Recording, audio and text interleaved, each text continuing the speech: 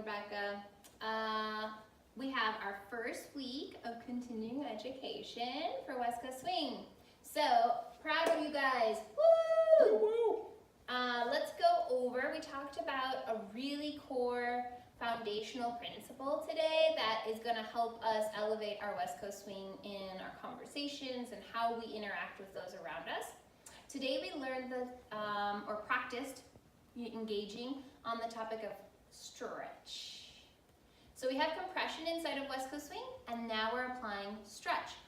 We define stretch as either two objects or beings moving in and away from each other, or we have the static one person or object staying still and the other progressively moving away from them and opposing or creating stretch.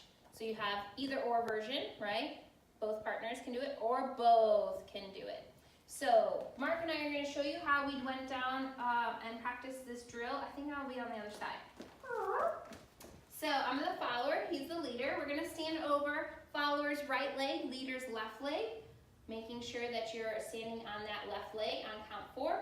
And your right foot is free, so you have the toe ball touching the ground, but it's a free leg, so no hip pelvis weight is over it. We're going to practice rolling the foot down into the ground without shifting the hips. So you want to keep it over your standing leg and just let that free foot move.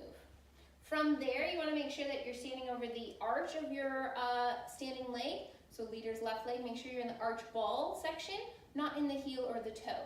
And then from there, as we're letting that free leg roll to the floor, we're going to take the hip weight and shift it over the left for the followers, right for the leaders, and we've now expanded into stretch. So we had this one point where we were on count 4, and we moved away into stretch. So that's happening on 5 and 6, right? So right now we don't have any triple footwork. We're just going 4, 5, and 6. So we practice expanding away from each other and building stretch into our dance. Then we did a sugar push, and we added stretch with a sugar push with no triple footwork. So it looks like this. We go 1, 2, 3, and 4, 5, 6, and a 1, 2, 3, and 4, 5, 6, and a 1.